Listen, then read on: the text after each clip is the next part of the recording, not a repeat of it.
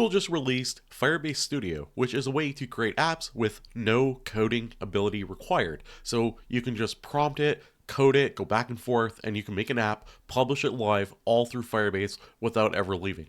By the end of this video, you're going to know exactly how this app works, all the features that it has, how you can use it effectively, and how you can start making apps right now with no coding experience prior.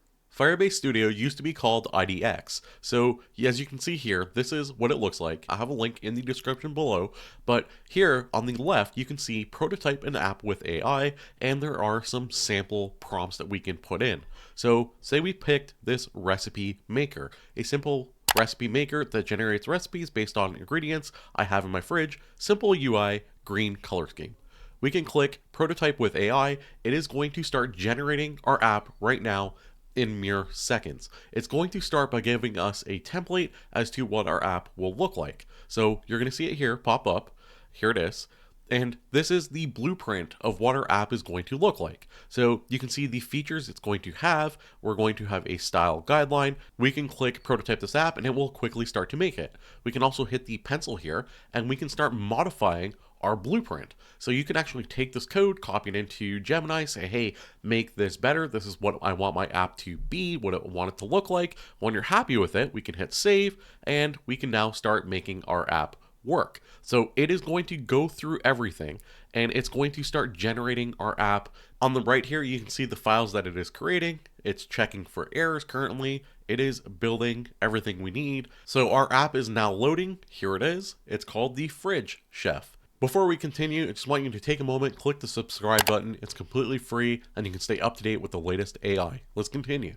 Enter your ingredients to generate a recipe. And we can see here on the right, it is asking for a Gemini API key. So we can actually click this auto generate. It's going to generate the API key for us. It's going to insert it into the code and our app will be ready to go. Now we're ready to test our app called Fridge Chef. So we can enter what is in our fridge. I just have some random ingredients. It is generating now a recipe that we can use. So we call this one the Autumn Harvest Chicken and Rice. So it generates everything we need for our recipe. So we just created this fridge app in mere seconds. But let's say we want to modify it. On the right here, we can describe the changes we want to make. So make it look nicer. I want the generate button to be full width and adjust the theme. So I have no idea what it's going to do, but basically when you're editing code, red is removing code, green is adding code. You can see all the code that it's adding and removing super fast. Here it is. So you can see here,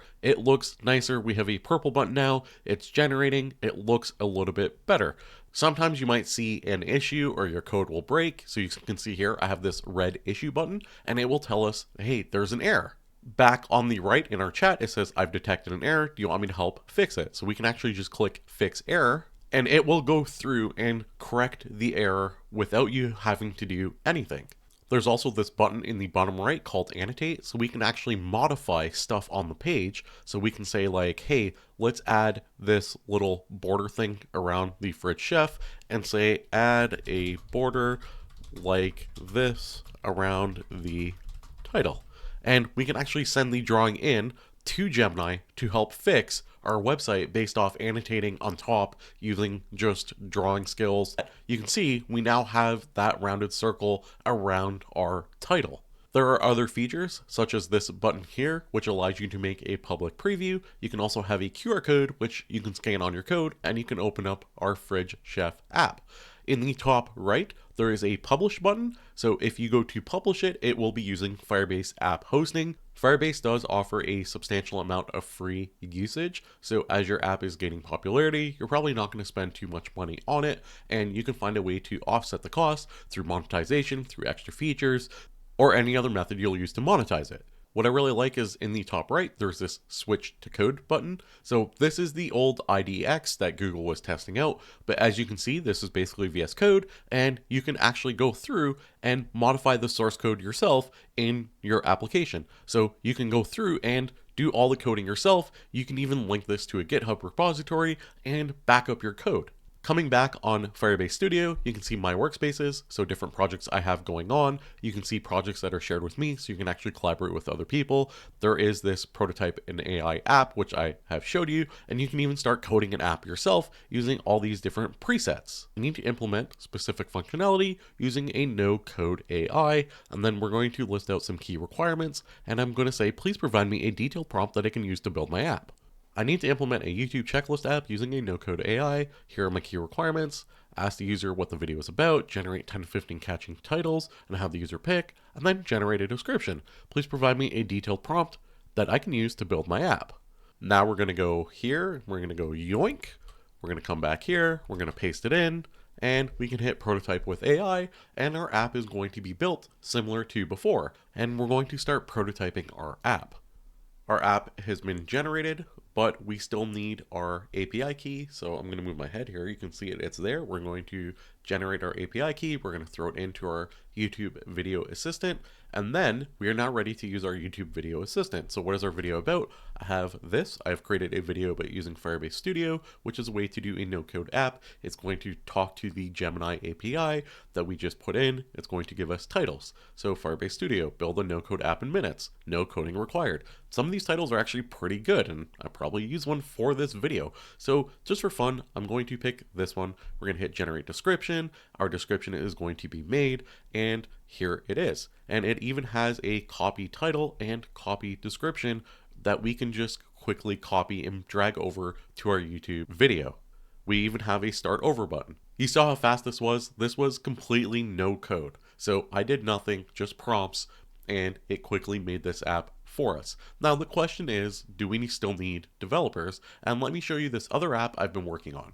On the left here, you can see we have a runtime error, and it says what the error actually is. It is attempting to fix the error right now as we speak. You can see on the right, I asked to fix the runtime error, and then after it fixed that, it is finding new errors, and it's auto-fixing the 3 errors down here, and it is just going to fix errors over and over again until it fails. And then it's going to say, hey, I detected an error. Would you like me to help you fix it? And I can click fix error. It's going to do this again and again and again, over and over again, without actually being able to fix the error. The error is actually relatively easy to fix. If I just hit the switch to code, I can quickly fix it myself. What I'm getting at is, well, this is really cool tech, and it can make simple to medium complexity apps. If you get into something too advanced, it will fail. You might need to have some coding background in order to clean up the code and fix it up as you go. So although these no code editors are getting substantially better by the week, it seems like they still have a ways to go to replace developers altogether. So with that said, let me show you. It came back with more errors. So again, I can click fix error again and again and again, and I'll probably at some point go and code this myself to fix the error.